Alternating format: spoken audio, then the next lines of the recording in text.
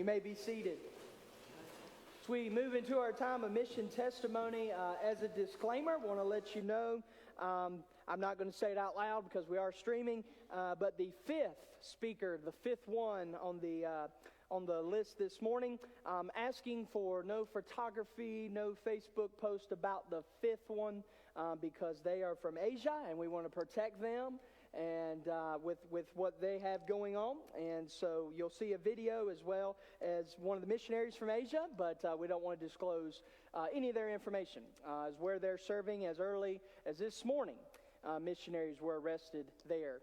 And so let's please be in prayer for them. So Alan Ott is going to kick us off, and then I'm not going to introduce every speaker. Once it's your turn, you just come on up.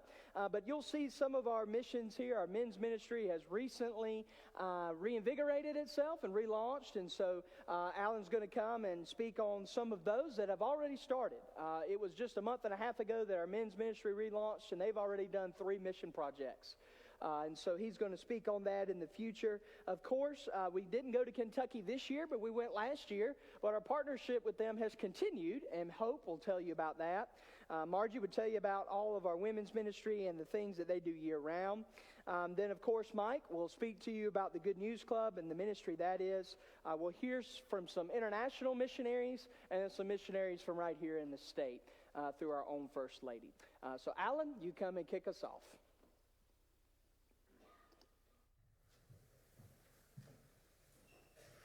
Morning, guys.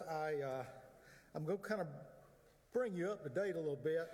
Our men's group has, as the pastor said, has kind of reorganized a little bit, and we had continued to do missions throughout the past several years, even before the reorg. But I looked up the definition of missions, and it said that it was an important assignment that was carried out. Now, it gave some qualifications on that, but I think that's the most important part of it. And it actually had a specific definition that was charitable. Ministry is a person, each of you, or a thing, your men's groups, your Sunday school classes, your WMUs, through which something is accomplished. Our men's ministry was reorged. Our meeting is this coming Tuesday at 7. There is a sheet back in the Welcome Center for you to sign up to attend. That's basically just getting us a head count for a meal. You come to that, you will hear a little bit more in depth about what I'm going to talk about here. But they came up with 3 teams, and I say they. I was on vacation when all this happened, and that is surreptitiously why I'm here. But we came up with 3 teams for ministry. Now, of course, pretty much like everything else, these teams overlap, and some folks are on all 3, some are on 1, some are on 2. But we basically broke our ministry down into 3 groups, with lawn landscape, maintenance repair, and evangelism. And those three groups kind of all boil down to the last group, because that's basically the purpose of everything else. The fundamental goal of all of these groups is evangelism. Share the message of the gospel and invite people to a deeper relationship with Christ. The word evangelism comes from Greek, which means gospel, which, if you've ever worked in good news clubs, you know means good news.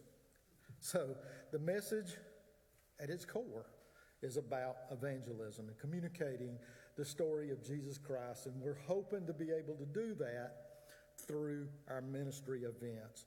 The pastor said we'd already done 3. We've actually done 4, and we're planning a 5th. So you guys can hear a little more about that Tuesday. So what can you do?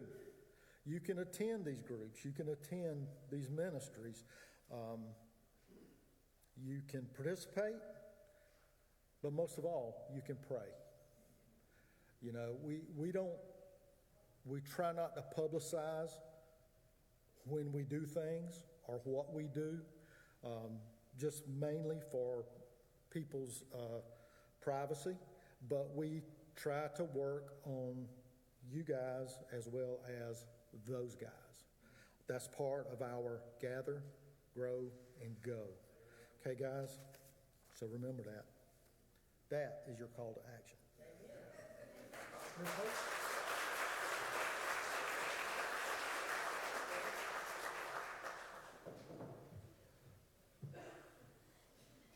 I'm not sure how Brady Henderson talks me into doing these things, y'all.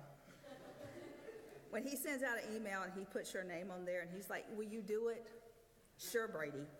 Thanks, Brady. But we had I think it was about 12 or 13 individuals, so different, all together last year, and we went to Kentucky. We went on the mission of book bags, and we did over 100 book bags. We met some incredible people in that little teeny tiny town. When I tell y'all, I asked the little girl at Brady's favorite restaurant where he ate cheeseburgers and ice cream every night, if their fish sandwich compared to the McDonald's ones, and she said, I don't know, I've never eaten it. I'm like, woo, okay. So we did over the 100 book bags, but then in the summertime, we sent food. Our 13 people sent food, and it looked something like this. This is actually from this year, because we did it again. So, I can't see that. There we go. So there's the two pictures.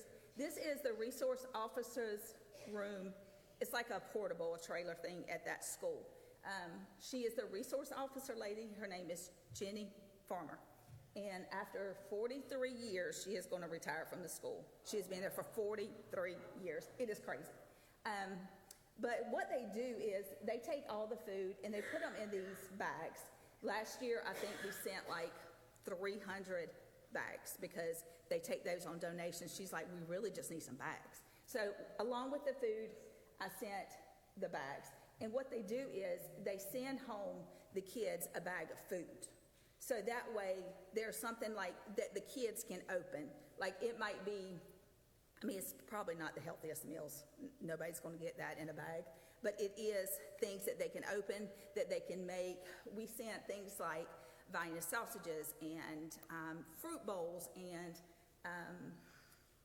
oatmeal packets and all these different little things that could fit in this bag that the kids could handle, that they didn't have to have a parent there. So last year we did about the same amount. This year we went in July, and then for the beginning of the school year we sent the food, and then as a collective team mission we did it again, and then this is the second year that we did this. And she said, I was looking for y'all this summer, and I was like, sorry, but we're here. So we sent food instead of being present there, and she did invite us all back. So that was nice, and yeah, that's what we did. We didn't do book bags for them this year. We did food, which was a great blessing.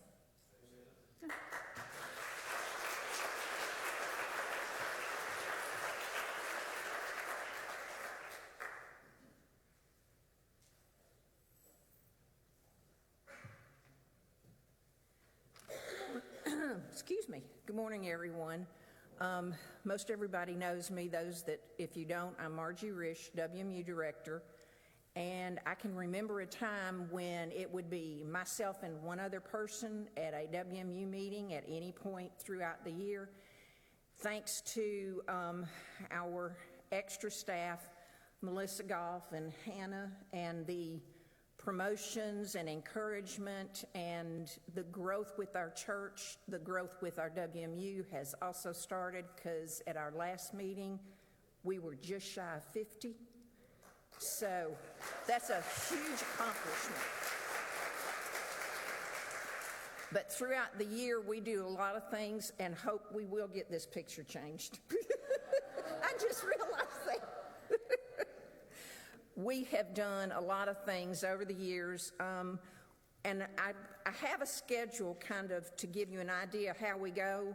September, we bring items for Operation Christmas Child so that we can get ready to pack. We always have a meal. You know, we are true Baptists. We have a meal at our meetings, no matter what. But we have a fellowship time, so we bring items. Then in October, we pack the shoe boxes. And this year, thanks to the purchase the church has made, we will be using the two-story White House over right as you cross the railroad tracks will be our packing spot, and everybody is welcome to come join us. We meet on the third Monday of every month, except for December. We don't meet because there is way too much for everybody with Christmas holidays. And then during the summer, we kind of take a break. We have a ladies' night out in June and July, excuse me. And then in August, we, for the same reason, everybody's getting ready for school to start back, and so we try and take off in the month of August. But we have September, we collect Operation Christmas Child. October, we pack shoe boxes. November, we fix homebound baskets, and that's with the help of some of the ACT teams. We'll help put those together, and the ladies do a delivery. And we don't do a meal in November. January, we again start with Operation Christmas Child. That's a year-long project that we do, collecting items.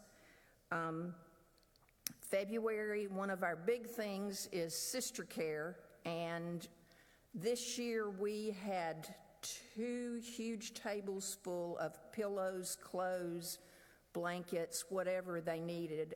This is, unfortunately, South Carolina is rated in the top 5 for domestic violence. And this is